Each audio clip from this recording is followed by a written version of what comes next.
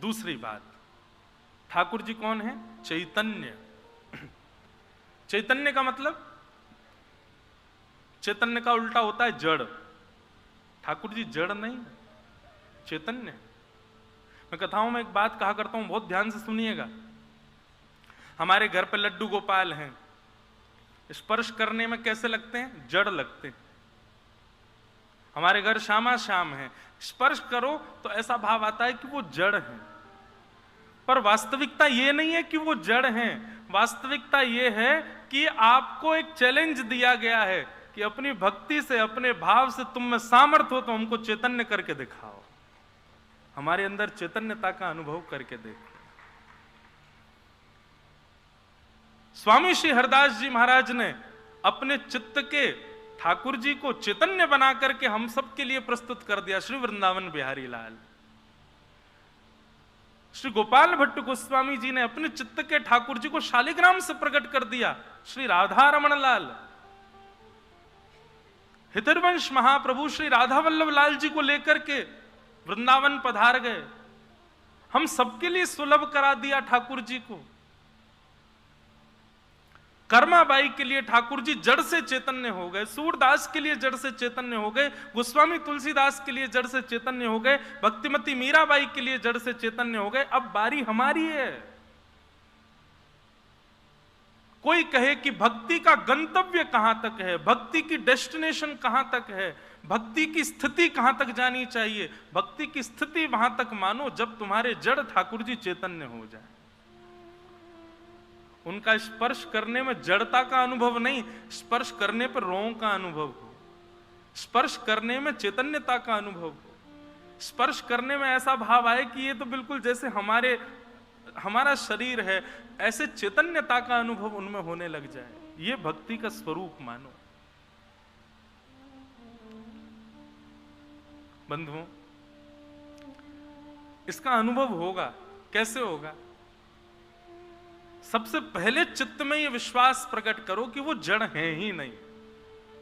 दूसरी बात, धीरे धीरे धीरे उन विकारों को समाप्त करना प्रारंभ करो जिन विकारों से ठाकुर जी प्रसन्न नहीं होते। साक्षात राघवेंद्र सरकार कहते हैं, मोह कपट छल छिद्र ना भाव। क्रोध इतना बड़ा विकार नहीं है। बहुत सावधानी से सुनिएगा। क्रोध इतना बड़ा विकार नहीं है, लोभ इतना बड़ा विकार नहीं है तो सही, पर इतना बड़ा नहीं है। मोह इतना बड़ा विकार नहीं है। ठाकुर जी को जो सबसे ज्यादा अप्रिय है, वो अप्रिय विकार क्या है? किसी अन्य के साथ में अनहित करना, ज्यादा चतुराई दिखाना, ज्यादा चतुर चपल बनकर के किसी के साथ में दूषितता करना, गलत व्यवहार करना, ये ज्यादा अप्रिय है। और एक बात कहें, सारे विकार धरे रहो भीतर, लेकिन एक सद्गुण ले आओ, दीनता का, जो मैं प्रारंभ में ही कह रहा था, दया का, सरलता का। जितना हो सके झुकना प्रारंभ कर दो, दीन होना प्रारंभ कर दो। आप अपने आप अनुभव करेंगे, धीरे धीरे सारे अपने आप विकार चले जाएंगे आपके भीतर से। लोटा जब तक खड़ा रहेगा ना तो मिट्टी अंदर रखी रहेगी। लोटे को जब टेढ़ा करोगे, लेटाओगे, धीरे धीरे उसके अंदर की जो मिट्टी है अपने आप खलने लग जाएगी बाहर, और एक समय आने पर वो पूर्ण रूपेण शुद्ध हो जाएगा। फिर उसके बाद किसी पवित्र नदी में उसको डुबा करके थोड़ा जल लेकर के मांझ करके उसको ले लो, बिल्कुल पीने योग्य, आपके उपयोग के युक्त हो जाएगा। ठीक वैसे ही मानव में अत्यंत विकार युक्त मिट्टी पड़ी है। धीरे धीरे झुकना प्रारंभ करें। विकार जब निकल जाएंगे ना, तब अपने आप ऐसे सत्संग रूपी नदियां प्राप्त होंगी। उनमें जब स्वयं को डुबो दोगे, अपने आप भीतर से शुद्ध पवित्र हो जाओगे। और फिर उसी, जिस प्रकार वो पात्र शुद्ध होने पर उसमें दूध पियो, उसमें रसमलाई डाल लो, उसमें आमरस पी लो, ठीक वैसे ही आप जब शुद्ध पवित्र हो जाओगे, आप भी एक पात्र हो। आपके इस पात्र में, आपके इस हृदय रूपी पात्र में सुंदर भक्ति का रस भर करके श्यामा श्याम ही अधरों से लगा करके पान कर लेंगे। बस इस भाव को समझना है। अवगुणों पर काम करना ये तो हमारा एक स्वभाव होना चाहिए, पर सबसे पहले एक गुण भीतर लाओ, दीनता। मैं कथा में एक बात कहा करता हूं, ठाकुर जी से कभी अनुष्ठान करके, व्रत करके, प्रार्थना करके हम लोग वरदान मांगते हैं ना। गोवर्धन की परिक्रमा करते हैं, कई लोग वृंदावन की परिक्रमा करते हैं, दंडवती करते हैं, दूध की धार देते हैं। उनसे पूछो, भैया आप परिक्रमा क्यों कर रहे हो? हमारे लाला नहीं है, एक बेटा हो जाए। किसी से पूछो, हमारा व्यापार बेकार चल रहा, थोड़ा बढ़िया हो जाए। ऐसा क्यों कर रहे हो? संतों का भोजन क्यों करवा रहे हो? बोले बस हमारा एक काम था, वो बन गया, अब उसके लिए संत भोज करा। आदि आदि ऐसी बातें सुनने को मिलती हैं। मेरे कहे से अगली गोवर्धन की परिक्रमा, वृंदावन की परिक्रमा या संत भोज आदि ये सारे पुण्य के कार्य एक भाव की प्राप्ति के लिए करना, हे ठाकुर जी हम सरल हो जाएं, हम सहज हो जाएं, हम दीन हो जाएं, हमारे अंदर दया का भाव आ जाए। कभी गिरिराज जी की परिक्रमा इस भाव से करो कि हे गोवर्धननाथ हम भी सरल हो जाएं, हम भी सहज हो जाएं, हम भी दीन हो जाएं। विश्वास मानिएगा गिरिराज जी इतने प्रसन्न हो जाएंगे, जो काम बिगड़े पड़े वो तो बने ही जाएंगे। ठाकुर जी कहीं प्रकट है कि हृदय से नहीं लगा लें आपको, वाह भैया तेने कहां मांगो मुझसे, सरल है जाए। कौन मांगता है ठाकुर जी से कि हम सरल हो जाएं, हम दीन हो जाएं, हम सहज हो जाएं? कोई नहीं मांगता।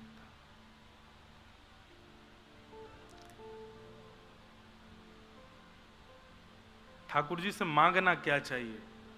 हमारे अष्ट सखा गाते हैं,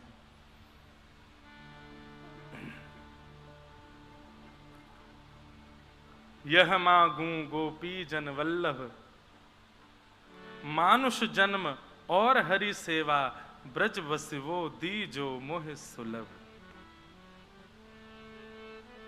सब लोग गाओ।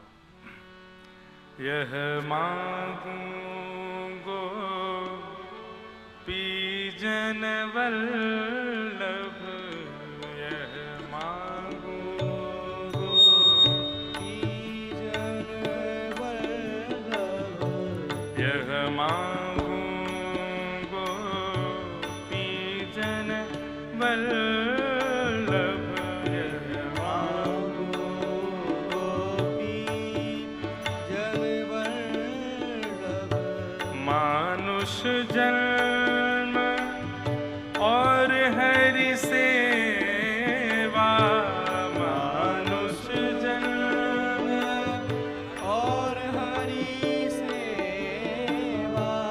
आज जो भी वृंदावन पधारे हो भैया, या जो आवे को मन बना रहे हो, जहां भी जाओ वृंदावन में ये पद याद करके जाना और ये मांगो हमारे श्याम सुंदर से। मानुष जन्म और हरि सेवा, मानुष जन्म और हरि सेवा, ब्रज बसीवो दीजो मोहे सुलभ, ब्रज बसीवो दीजो मोहे सुलभ। अच्छा, हमारे ब्रज का कॉन्सेप्ट अलग है। जिन लोगों के चित्त में मुक्ति की कामना हो, जिन लोगों के चित्त में यह भावना है कि हमको वैकुंठ जाना है, भैया फिर वृंदावन आनो ने कम कर दो, क्योंकि वृंदावन मुक्ति और वैकुंठ नहीं दिलाएगा। मैं कथाओं में कहा करता हूं, वृंदावन तो दोबारा वृंदावन दिलाएगा आपको, वृंदावन से मुक्ति नहीं मिलेगी। वृंदावन को भजोगे तो वृंदावन ही मिलेगा। अरे यहां ठाकुर जी कहते हैं, कहां करूं वैकुंठ ही जाए, जहां नहीं नंद जहां नहीं यशोदा, वहां जाके मैं कहा करूंगा भैया। जिस वृंदावन को स्वयं राधा रमण जी कभी नहीं त्यागते, उसको हम कैसे छोड़ सकते हैं? तो भैया जाके चित्त में वैकुंठ की कामना हो, जाके चित्त में मुक्ति की कामना हो, स्वर्ग अपवर्ग की कामना हो, वृंदावन आनो कम कर दो। और साल में एक आध बार ही आओ तो ठीक है, हाँ कभी जन्माष्टमी होली पे आ गए ठीक है, बार बार वृंदावन मत आओ। क्यों? क्योंकि वृंदावन आओगे तो आपका वैकुंठ का वीजा रिजेक्ट हो जाएगा। वैकुंठ नहीं मिलेगा, फिर दोबारा वृंदावन नहीं मिलेगा। हमारे यहाँ तो ठाकुर जी से कहें, एहो विधिना तो पे अचरा पसार मांगू, जन्म जन्म दीजो याही ब्रज बसिवो। ए विधाता, तू अगर मोते न को रीझ गयो हो, मो पे एक कृपा कर दीजो कि मुझको दोबारा से वृंदावन में ही बसाए दियो, मुझको दोबारा से वृंदावन ही भेज दियो। मानुष जन्म और हरि सेवा, मानुष जन्म और हरि सेवा, ब्रज बसिवो दीजो मोहि सुलभ, ब्रज बसिवो दीजो मोहि सुलभ, यह मांगू गोपी जन बल्लभ, यह मांगू गोपी जन बल्लभ, यह मांगू गोपी जन बल्लभ, यह मांगू गोपी जन। श्री राधा रमन लाल की जय।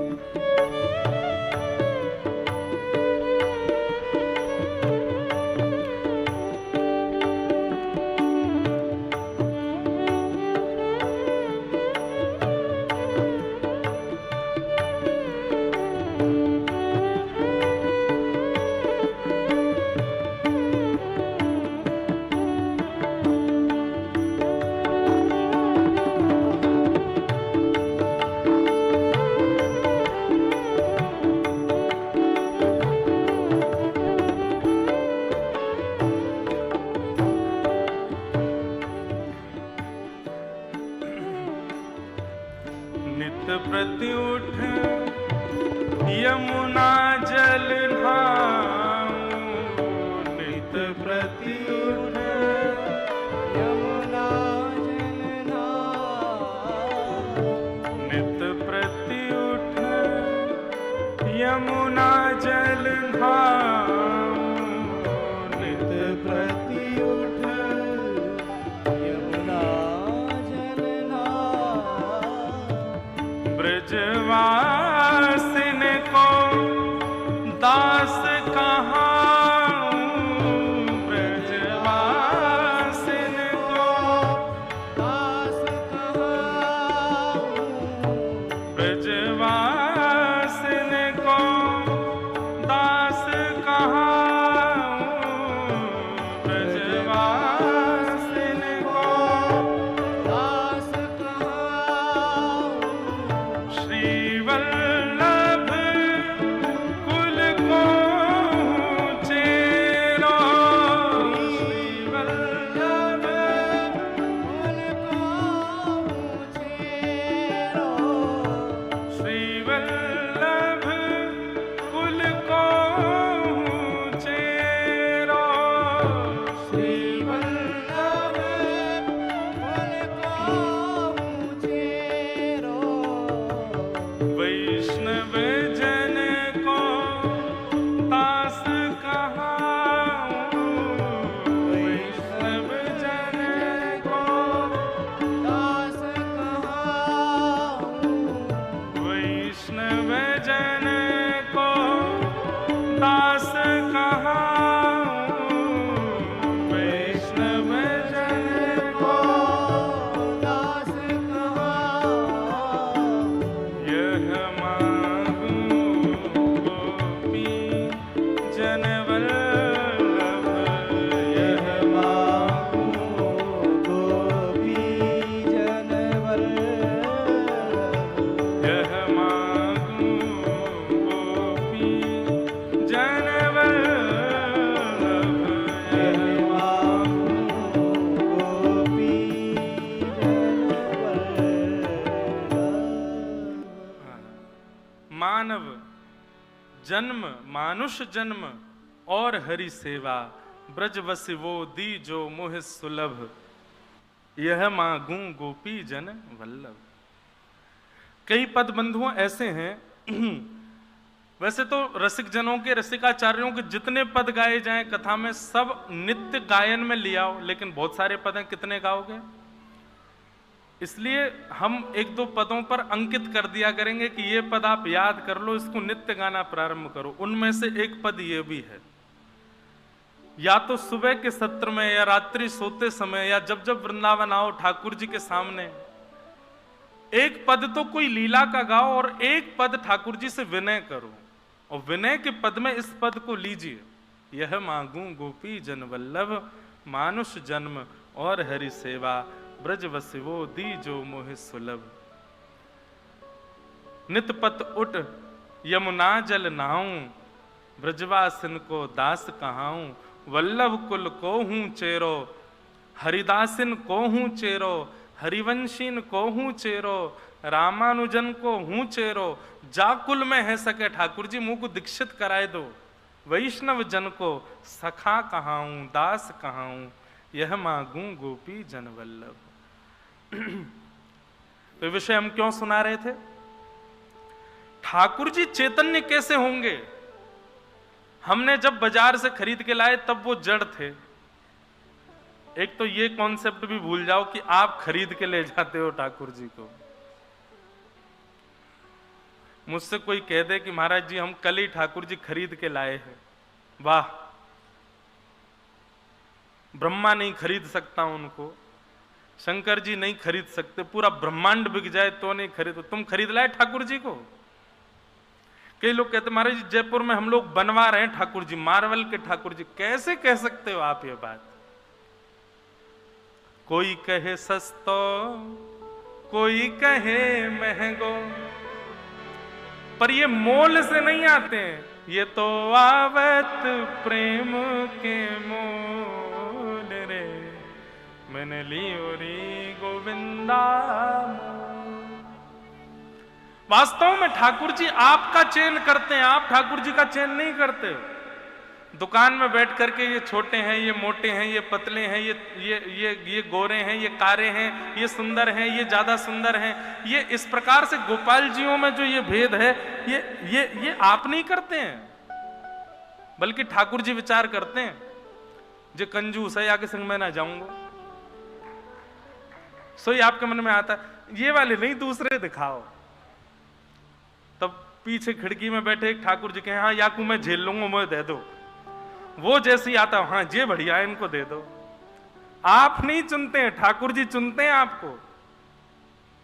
इसीलिए अनुभव करना कभी आप घर घर में, हम तो घर घर जाते हैं, ठाकुर जी देख के हमको पता चल जाता है कि ये अर्चक जो है ये कंजूस है, कि ये लोभी है, कि ये क्रोधी है, कैसा। ठाकुर जी की सेवा से ही पता चल जाती है। क्यों? ठाकुर जी उसके अनुरूप आए हैं उसके पास।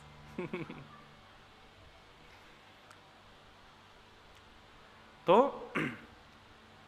ठाकुर जी जड़ अनुभव इसलिए करवाते हैं कि तुम में सामर्थ्य हो तो हमको चैतन्य बना के दिखाओ। मंदिरों में हम जाते हैं, इतने नियम होते हैं मंदिरों के। इतने बजे ठाकुर जी सो जाएंगे, इतने बजे ठाकुर जी उठ जाएंगे, पैंट पहन के अंदर नहीं जा सकते, अपरस की सेवा है, पुजारियों को भी नहीं छू सकते, रसोई घर में सब नहीं जा सकते, जो जाएंगे मुंह पे कपड़ा बांध के जाएंगे। एक दिन ये सब विचार करते करते मेरे को मन में विचार आया, मैंने कहा पूरी दुनिया को बंधन से मुक्त कराने वाला खुद कितने बंधन में रहता है।